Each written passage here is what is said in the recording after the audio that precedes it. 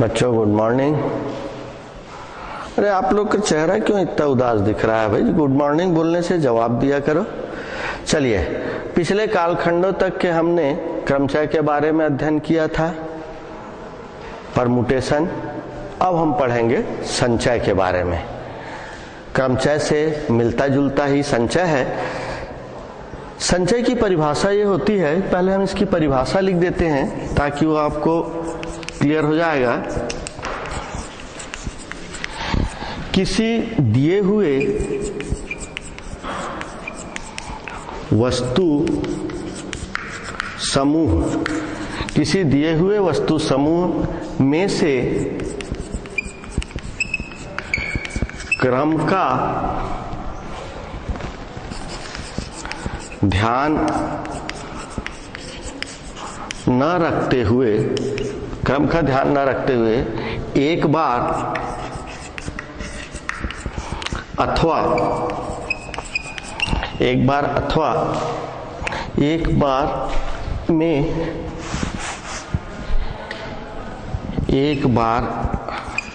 में कुछ अथवा सभी वस्तुओं को लेकर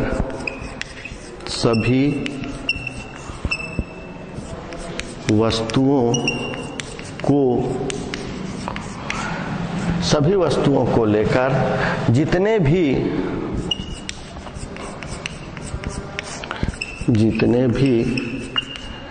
भिन्न भिन्न समूह बनाए जाते हैं,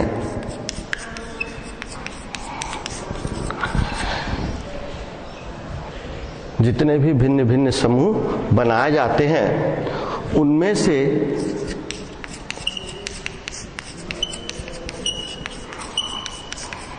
प्रत्येक को संचय कहते हैं।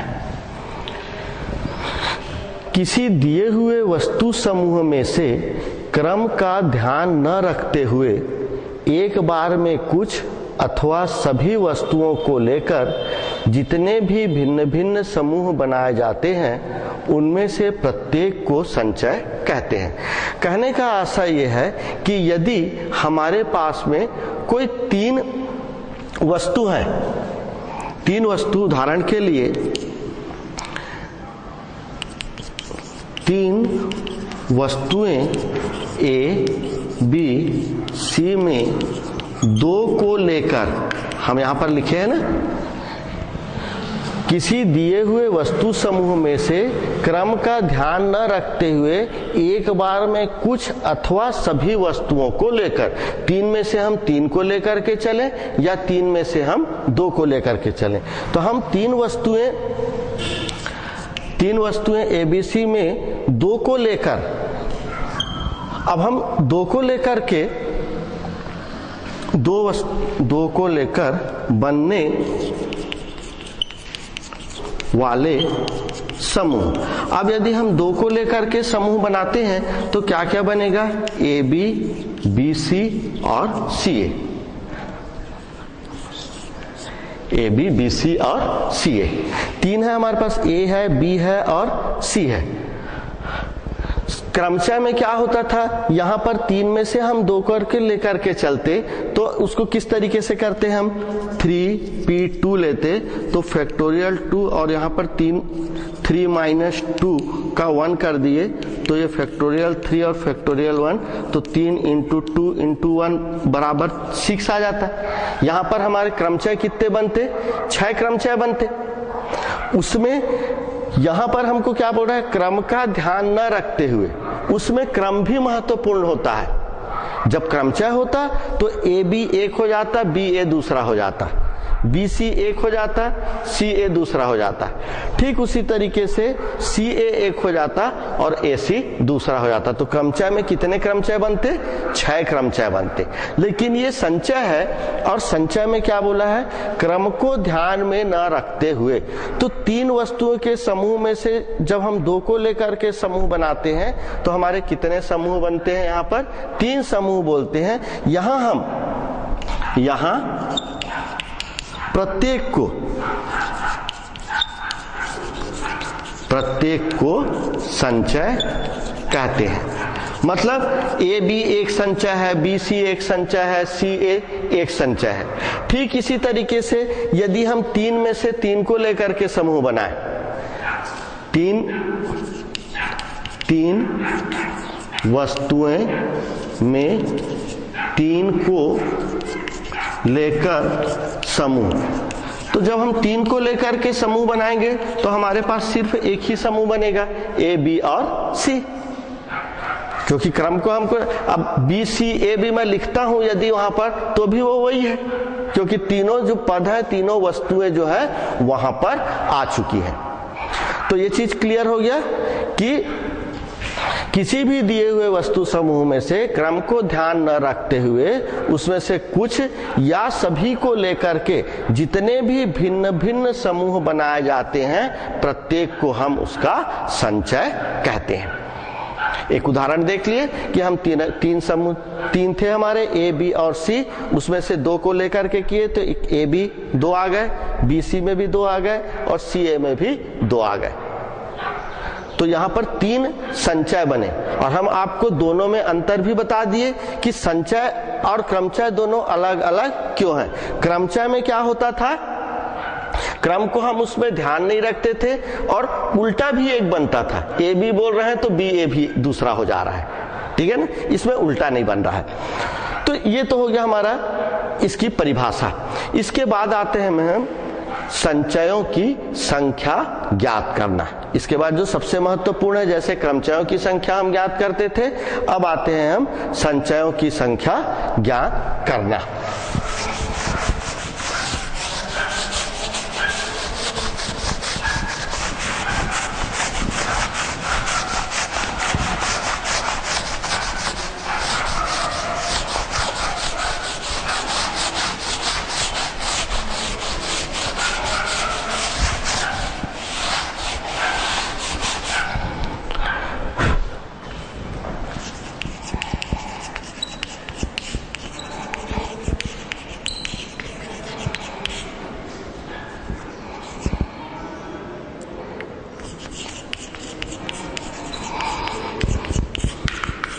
अब संचयों की हम संख्या ज्ञात करते हैं, तो दी गई n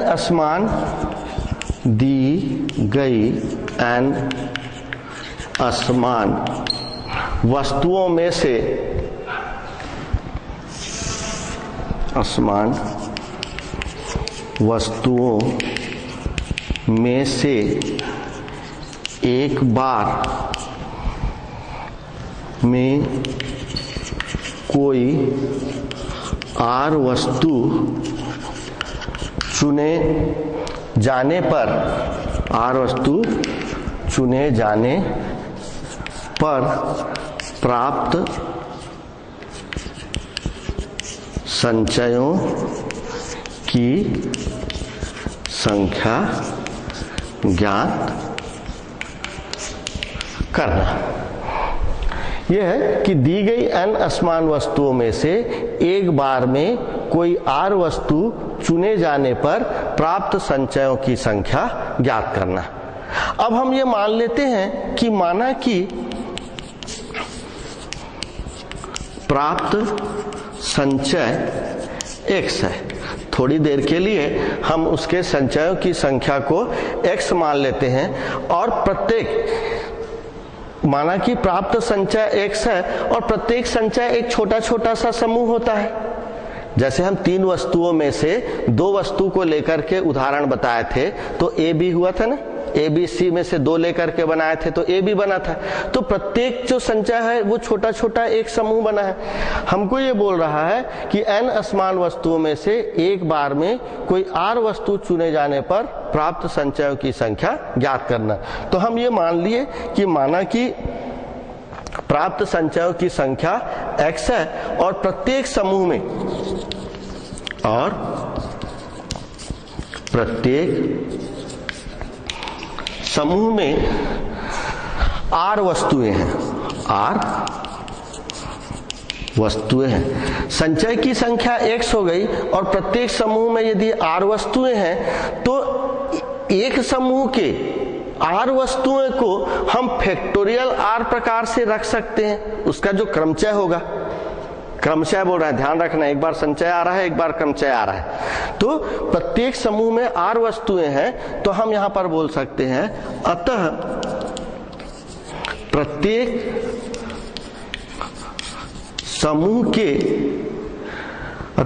समूह के क्रमचयों की संख्या, प्रत्येक समूह के क्रमचयों की संख्या, यदि आर वस्तु रहते हैं एक में तो हम उसको फैक्टोरियल आर प्रकार से रख सकते हैं, तो प्रत्येक समूह के क्रमचयों की संख्या फैक्टोरियल आर होगी। ठीक है, जब प्रत्येक समूह के क्रमचयों की संख्या फैक्टोरियल आर होगी तो n वस्तुओं में, या अब ये बोल सकते हैं अतः कुल क्रमचयों की संख्या, अतः सभी समूह के कुल क्रमचयों की संख्या। अब हम सभी समूह के कुल क्रमचयों की संख्या, और सभी समूह कितने हैं बोल रहे हैं, संचय जितने होते हैं उतने समूह रहते हैं। एक से संचय है बोले ना, ए बी बी सी सी ए, 3 बने थे ना, 3 छोटे छोटे समूह बने थे उदाहरण में, तो यहां पर भी वो समूह क्या हो गए, एक्स हो गए, जिसको कि हम एक्स संख्या में है माने, तो वो एक्स, और हम चूंकि क्रमचय की संख्या निकाल रहे हैं तो एक समूह में फैक्टोरियल आर क्रमचय बन रहे हैं, तो एक्स समूह में कितने बनेंगे, एक्स से उसका गुणा कर देंगे, तो एक्स का गुणा और ये फैक्टोरियल आर का गुणा कर दिए, तो ये हमको निकल गया किसकी संख्या, समूह के क्रमचयों की संख्या। अभी हम संचय की संख्या नहीं निकाले हैं, ध्यान रखना, हमको निकालना क्या है, संचयों की संख्या निकालनी है, या दूसरे शब्दों में हम बोल सकते हैं हमको किसका मान निकालना है, एक्स का मान ज्ञात करना है। अब सभी समूह के कुल क्रमचयों की संख्या x हो गई, और चूंकि n असमान वस्तुओं से r वस्तु को लेने पर बने क्रमचयों की संख्या, n असमान वस्तुएं से r वस्तु लेने पर बने क्रमचयों की संख्या, ये जो होगा n असमान वस्तुओं से r वस्तु लेने पर बने क्रमचयों की संख्या, ऊपर जो क्रमचयों की संख्या निकाले हैं उसके बराबर होगा, और ये जो ऊपर जो हम निकाले हैं वो क्या है, x r का फैक्टोरियल, और ये किसके बराबर होगा, n वस्तुओं में से जब हम r वस्तु लेते हैं तो उसकी क्रमचयों की संख्या को क्या लिखते हैं हम, NP-R। अब इसको हम क्या लिख सकते हैं, देखिए x इंटू फैक्टोरियल r बराबर फैक्टोरियल n बटे n माइनस r का फैक्टोरियल लिख सकते हैं, या x बराबर कितना हो जाएगा, फैक्टोरियल n बटे फैक्टोरियल r और n माइनस r, x बराबर फैक्टोरियल n फैक्टोरियल r और n माइनस r, और x क्या चीज है हमारा, x हम क्या लिखे हैं, देखो माना कि प्राप्त संचय x है, प्राप्त संचय x है लिखे हैं कि नहीं, तो ये जो प्राप्त संचय x है लिखे हैं, तो यही संचय के बराबर कितना हो गया, फैक्टोरियल n बटे फैक्टोरियल r ब्रैकेट में n माइनस r का फैक्टोरियल। इसी को, ये जो x है इसी को हम संचय बोलते हैं, और इस संचय को चूंकि n वस्तुओं से, n असमान वस्तुओं से कितने वस्तु को लेकर के बनाया है, n असमान वस्तु से r वस्तु को लेकर के बनाया है, इसीलिए संचय की भाषा में इस x को हम लिखते हैं NCR, यहां पर लिखे ना, n असमान वस्तु से r वस्तु को लेकर के बनाया है, दी गई n असमान वस्तु से ये r वस्तु को लेकर के बनाया है, और इसी संचय को हम x माने हैं, तो उसको हम लिखते हैं कि n कॉम्बिनेशन r, n असमान वस्तु से r वस्तु को लेकर बनाए गए संचयों की संख्या ये होती है फैक्टोरियल n फैक्टोरियल r और n माइनस r का फैक्टोरियल, और यही हमारा संचय का सूत्र होता है, और NCR उसका लिखने का तरीका होता है। सी मीन्स कॉम्बिनेशन, इस कारण कॉम्बिनेशन का सी लिखते हैं। और इसका लिखने का तरीका सी के ऊपर में एन होता है और नीचे दाहिने तरफ आर होता है। ये तो हो गया हमारा जिस तरीके से क्रमचय को लिखने का तरीका होता था बताए थे पहले, वैसा ही संचय को लिखने का तरीका हुआ। नेक्स्ट इसके बाद आता है हमारा यदि, इसको मिटा देते हैं इधर का, इसी का पार्ट है आगे का।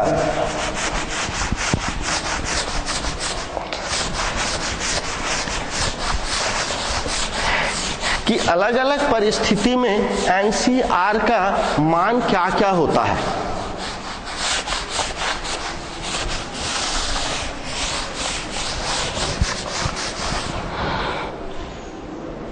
अब यदि आर का मान 0 हो, उसी से आगे बढ़ रहे हैं, यदि आर बराबर 0 हो तो उस परिस्थिति में क्या होगा, एन सी 0, और इसको हम क्या लिखेंगे, फैक्टोरियल एन, ये आर के जगह 0 और एन माइनस आर के जगह 0। या हम इसको आगे बढ़ा दिए तो ये फैक्टोरियल एन, फैक्टोरियल 0 का मान 1 होता है और n माइनस 0 n का फैक्टोरियल, ये दोनों आपस में कट जाएंगे, कितना मान आ जाएगा, 1। ठीक है, n से 0 का मान कितना आ गया, 1 आ गया। नेक्स्ट इसके बाद यदि r बराबर 1 हो, यदि r बराबर 1 हो तो उस परिस्थिति में क्या होगा, देखिए nc1 equal two factorial n, ये 1 का फैक्टोरियल और ये n माइनस 1 का फैक्टोरियल, r के जगह 1 रख दिए। इसको आगे बढ़ा देते हैं हम, फैक्टोरियल n, ये फैक्टोरियल 1 और n माइनस 1 n का फैक्टोरियल, सॉरी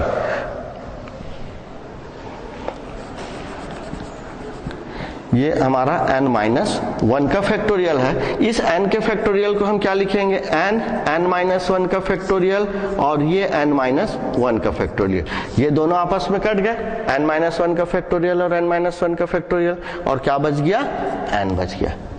मतलब nc 0 हो तो उसका मान 1 के बराबर होता है, nc 1 हो तो उसका मान n के बराबर होता है। यदि एक और ले लेते हैं, यदि r बराबर n हो तो उस परिस्थिति में क्या होता है, n असमान वस्तुओं में से n वस्तु को लेकर के बनने वाले क्रमचय, बनने वाले संचय की संख्या, तो उस परिस्थिति में क्या होगा, ये ncn बराबर फैक्टोरियल n, यहां भी हमारा फैक्टोरियल n आ जाएगा और n माइनस n, r की जगह n रख दिए। अब ये फैक्टोरियल n, ये भी फैक्टोरियल n और n माइनस n 0, 0 का फैक्टोरियल, और 0 का फैक्टोरियल का मान कितना होता है, 1 होता है।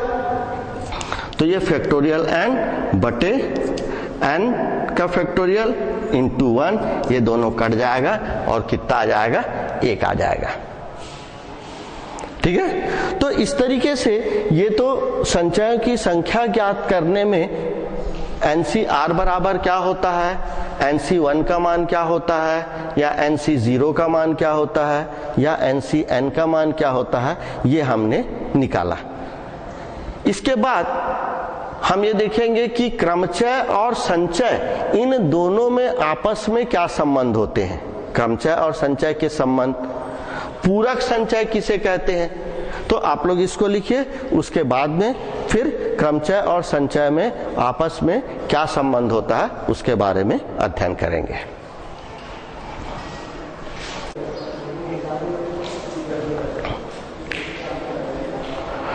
चलिए, इसको लिख लिए होंगे अभी तक के आप लोग।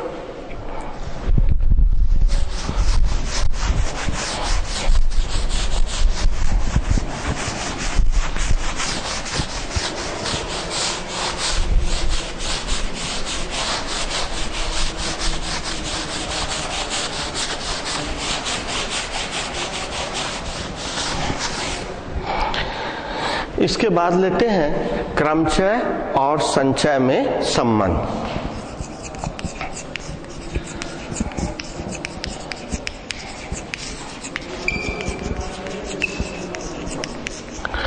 बिल्कुल छोटा सा है क्रमचय और संचय में संबंध।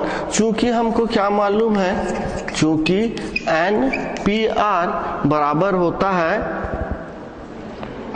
फैक्टोरियल n बटे n माइनस r का फैक्टोरियल, ये होता है NPR बराबर। इसी को हम समीकरण नंबर 1 दे देते हैं। अब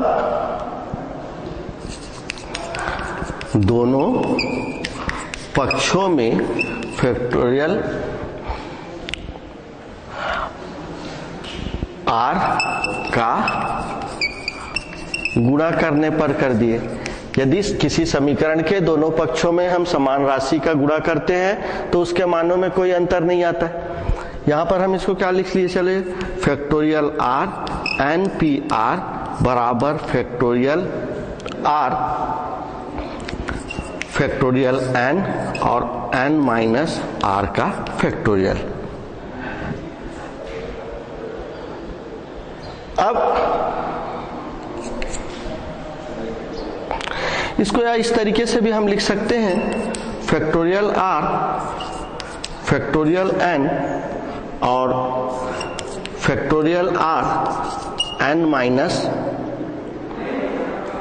r का फैक्टोरियल, n माइनस r का फैक्टोरियल लिख सकते हैं। ये फैक्टोरियल r को इसके नीचे ले आए, ठीक है।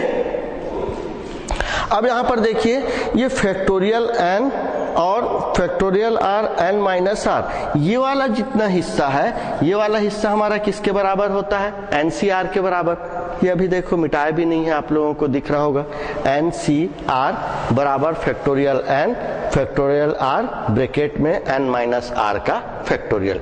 तो उसके जगह हम NCR लिख सकते हैं। यहां पर हम लिख सकते हैं r का इसको तो नीचे चला गया है, तो ये NPR हो गया, ये NPR equal two factorial r into NCR, ठीक है।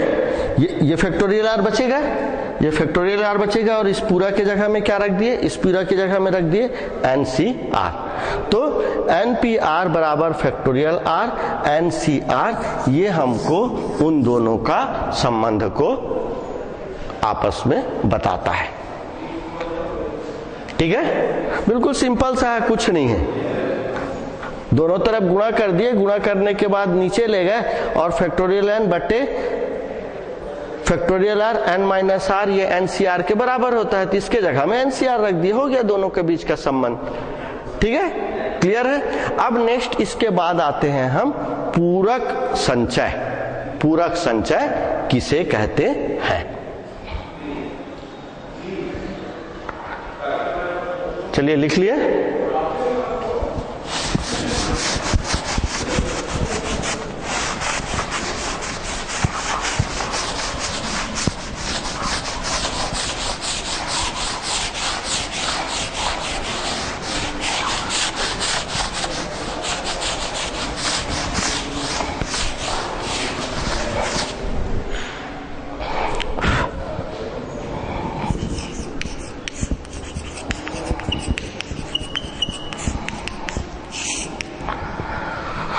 पूरक मतलब होता है सप्लीमेंट्री, ठीक है।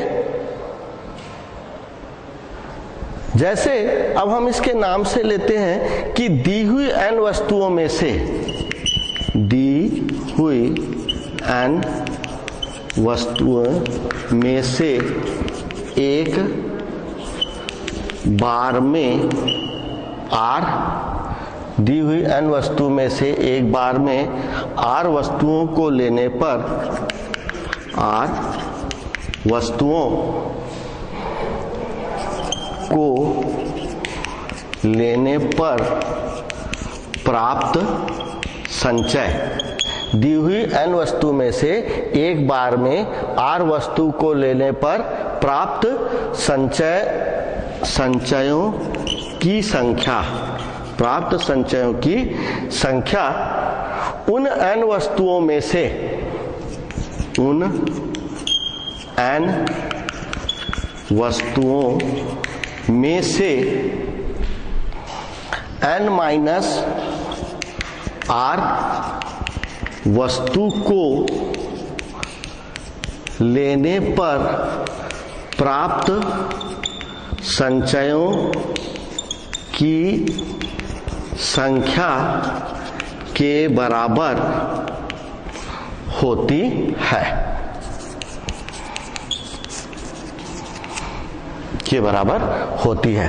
दी हुई n वस्तुओं में से एक बार में r वस्तुओं को लेने पर प्राप्त संचयों की संख्या उन n वस्तुओं में से n माइनस r वस्तु को लेने पर, तो n में से हम r वस्तु को ले रहे हैं तो उसका पूरक क्या होगा, n में से r को हम घटा देंगे, तो n माइनस r वस्तु को लेने पर प्राप्त संचयों की संख्या के बराबर होती है और इसी को हम पूरक संचय कहते हैं। कैसे ये दोनों बराबर होते हैं, एक बार हम इसको सिद्ध करके देखते हैं कि NCR अतः लिख लेते हैं NCR।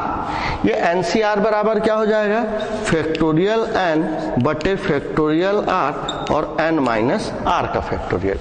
परिभाषा से, ये परिभाषा से ये हो जाएगा, इसको दे दिए हम नंबर 1। फिर पुनः ले लेते हैं हमको क्या बोल रहा है कि n वस्तु में से r वस्तु लेकर बने संचय की संख्या, n वस्तु में से r वस्तु लेकर के जब हम बनाए तो उसका सूत्र ये निकल गया, फैक्टोरियल n बटे factorial r n minus r का फैक्टोरियल। ठीक है, अब उसका पूरक लेंगे तो NCn minus r, NCn minus r, n minus r वस्तु को लेकर के अब हम संचय निकाल रहे हैं, तो इसका सूत्र क्या हो जाएगा, फैक्टोरियल n बटे फैक्टोरियल r की जगह यहां n माइनस r का फैक्टोरियल आ जाएगा। इस फैक्टोरियल r की जगह यहां n माइनस r है तो r की जगह क्या रख दिए, n माइनस r, और उसके बाद क्या लिखते हैं, n माइनस r, तो n माइनस r, n में से r का मान को घटाते हैं नहीं, n में से r का मान घटा है, r का मान यहाँ पे कितना है, n माइनस r है, तो यहाँ पर क्या लिख दिए, n माइनस r।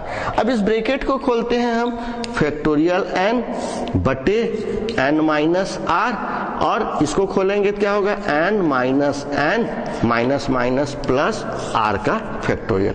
अब माइनस n और प्लस n दोनों कट जाएगा, क्या बच गया हमारे पास में, NCn माइनस r बराबर फैक्टोरियल n बटे n माइनस r का फैक्टोरियल, ये फैक्टोरियल है, n माइनस r का फैक्टोरियल और इधर r का फैक्टोरियल। ये समीकरण नंबर 2। अब समीकरण 1 में देखो, फैक्टोरियल n बटे factorial r, n minus r का फैक्टोरियल।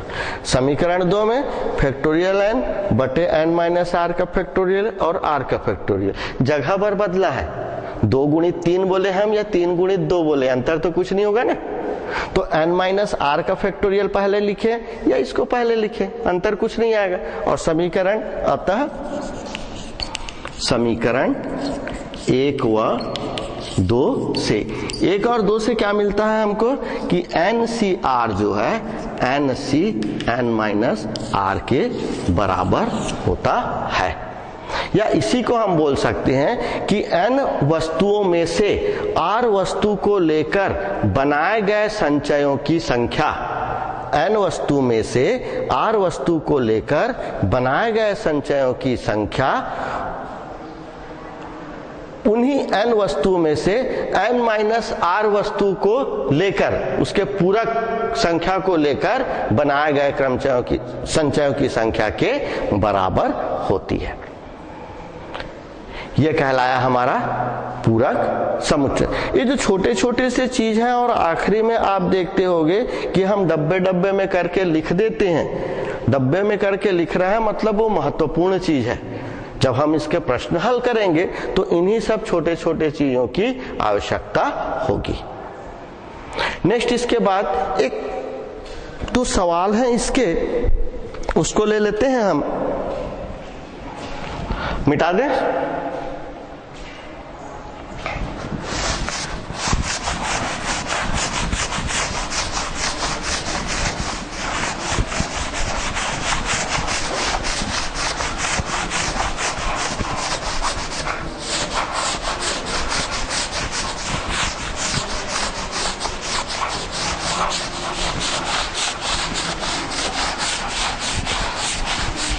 एक महत्वपूर्ण चीज हमारा और निकल गया, एन सी आर बराबर N C N minus R. यही चीज हम अभी निकाले हैं, इसको इधर लिख देते हैं, इसको मिटा देते हैं। ये जो साइड में आपको दिख रहा है ये सब हम लाइन से निकालते गए हैं, जिसका कि हमको जरूरत पड़ेगा और आपको अपने कॉपी का पन्ना ना पलटना पड़े बोल करके हम इसको साइड में रखे हैं, ताकि यदि इसका उपयोग हुआ तो आप ब्लैक बोर्ड में ही सीधा देख सकते हो। एक छोटा सा प्रश्न है, सिद्ध कीजिए कि NCR धन NCR माइनस 1 ये बराबर होता है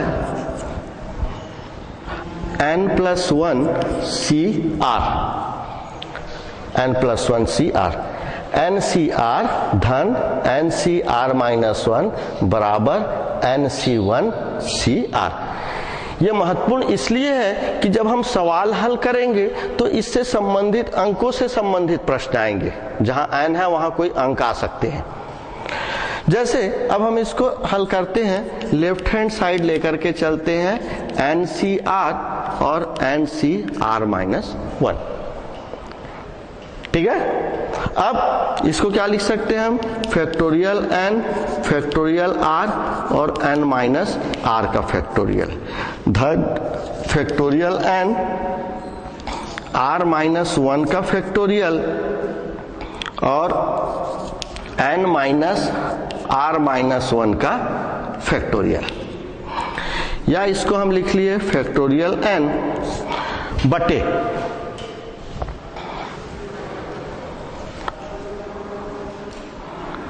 factorial r n minus r का फैक्टोरियल धन फैक्टोरियल n r माइनस 1 और n माइनस r प्लस 1 का फैक्टोरियल। इस ब्रैकेट को खोल दिए तो ये माइनस r और माइनस माइनस प्लस 1 का फैक्टोरियल आ गया।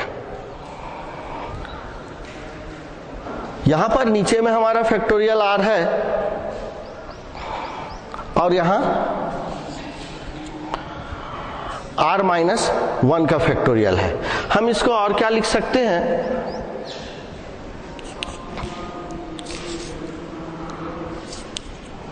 फैक्टोरियल n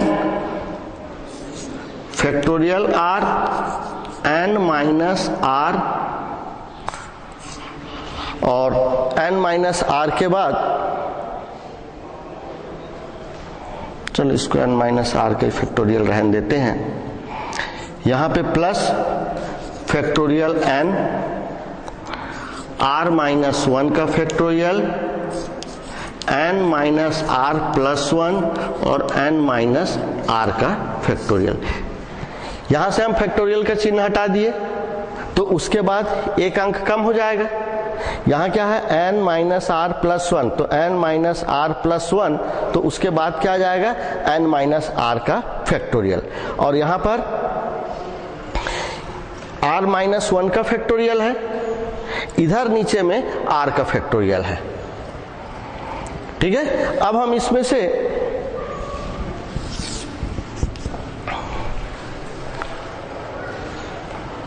फैक्टोरियल n बटे n माइनस r का फैक्टोरियल को कॉमन निकाल देते हैं। फैक्टोरियल n बटे n माइनस r का फैक्टोरियल, ये देखो फैक्टोरियल n बटे n माइनस r का फैक्टोरियल। तो यहाँ क्या बच गया, 1 अपान r, ये 1 अपान r बच गया, प्लस यहाँ पे 1 अपान, इसको हम एक चीज और लिखते हैं तो ज्यादा क्लियर हो जाएगा। ये r माइनस 1 का फैक्टोरियल है और यहाँ पर हमारा फैक्टोरियल r है, तो हम इसको फैक्टोरियल r को हम लिख लेते हैं r इंटू r माइनस 1 का फैक्टोरियल।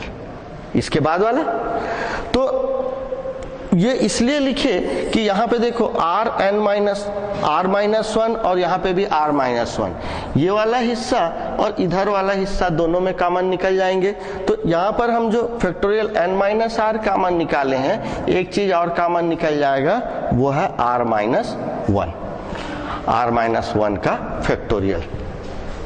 इसको ठीक से लिख देते हैं, ये कॉमन निकल जाएगा r-1 का फैक्टोरियल और n-r का फैक्टोरियल। और यहां पर क्या बच जाएगा, इधर देखिए 1/r, और यहां से ये वाला हिस्सा और ये वाला हिस्सा कॉमन निकल गया है, तो यहां क्या बच जाएगा 1/n-r+1 इधर बच जाएगा। अब इसको हम फैक्टोरियल n और r-1 का फैक्टोरियल और n-r का फैक्टोरियल एलसीएम निकाल लेते हैं इसका, r(n-r+1), तो यहां जाएगा n-r+1 +r। लघुत्तम निकालेंगे तो ये r इसके ऊपर आएगा, ये वाला हिस्सा इसके ऊपर आएगा, तो n-r+1 और +r, ये -r और ये +r कट गया। अब हमारे पास क्या बच गया, देखो फैक्टोरियल n और ब्रैकेट में आ गया n+1, नीचे में r-1 का फैक्टोरियल और n-r+1 गुणा कर देंगे तो n-r+1 और n-r का फैक्टोरियल। ठीक है, क्लियर हो गया ये लाइन। ये फैक्टोरियल n+1, ये वाला r-1 और ये n-r+1 और ये n-r। इसको हम क्या लिख सकते हैं, देखो फैक्टोरियल n है और ये n+1 है, तो हम इसको लिख सकते हैं n+1 का फैक्टोरियल। n+1 के बाद में तो फैक्टोरियल n आएगा ना, तो यहां पर फैक्टोरियल का चिन्ह लगा दिए। दूसरे में यहां पर r और r-1 है, तो हम इसको r का फैक्टोरियल लिख सकते हैं, क्योंकि इसके बाद वाला है ये। और n-r+1 और n-r, तो हमारा फैक्टोरियल का चिन्ह यहां लग जाएगा, पहले वाले में ये हट जाएगा। और जब पहले वाले में फैक्टोरियल चिन्ह लगेगा तो हम इसको n+1, इस n+1 को पहले लिख दिए और -r इसका लगा दिए फैक्टोरियल। ठीक है, तो अब देखो इसको हम संचय के रूप में व्यवस्थित करेंगे तो वो किस तरीके से हो जाएगा, n के जगह n+1 आ जाएगा और r की जगह r आ जाएगा, तो हम इसको क्या लिख सकते हैं, n+1cr लिख सकते हैं। आपको देखो ये, इसको जब हम इस तरीके से लिखे तो आपका चेहरा ये बता रहा है कि आप यहां पर नहीं समझे हो, लेकिन यदि संचय की परिभाषा से आप इसको लिखने के लिए जाओगे, मैं यहां पर लिख देता हूं थोड़ा सा आपको बताने के लिए, n+1cr, इसको मैं लिखता हूं तो किस तरीके से आएगा, n+1 का फैक्टोरियल बटे r का फैक्टोरियल और n-r, तो n+1 - r का फैक्टोरियल। परिभाषा से ये देखो इस तरीके से NCR बराबर factorial n factorial r n-r, तो ये n की जगह n+1 है, n की जगह n+1, r की जगह r, फिर n-r, तो ये पूरा n का मान है r। तो यही चीज तो हमारा यहां पर है ना, n+1 का फैक्टोरियल बटे फैक्टोरियल r और n+1 - r का फैक्टोरियल, तो हम उसको क्या लिख लिए, n+1cr, और यही हमारा क्या है, राइट हैंड साइड हमको सिद्ध करना था। ठीक है, तो ये तो हो गया हमारा एक छोटा सा सवाल, NCR धन NCR-1 इक्वल टू n+1cr, ये किस तरीके से होता है। आप जब प्रश्न हल करोगे तो उस प्रश्न में आपके n नहीं रहेंगे, उस n के स्थान में अंक हो सकते हैं। तो एक और छोटा सा हमारा सिद्ध करने का है, लेकिन आपका समय कम है, इस कारण उसको हम अभी कंप्लीट नहीं कर पाएंगे। यदि हम उसको बता देते हैं तो वो अधूरा रह जाएगा। तो उसको नेक्स्ट कालखंड होगा जो, उस नेक्स्ट कालखंड में एक सिद्ध कीजिए क्या लेंगे उस तरीके का, और उसके बाद उससे संबंधित प्रश्नावली को हल करेंगे। आज जो हमने बताया है उसको घर जा करके आप लोग एक बार अच्छे से पढ़िएगा, वो चीज आपको और क्लियर हो जाएगा। तब जब कल हम सवाल हल करेंगे तो आपको वो आसानी होगी सवाल हल करने के लिए। धन्यवाद।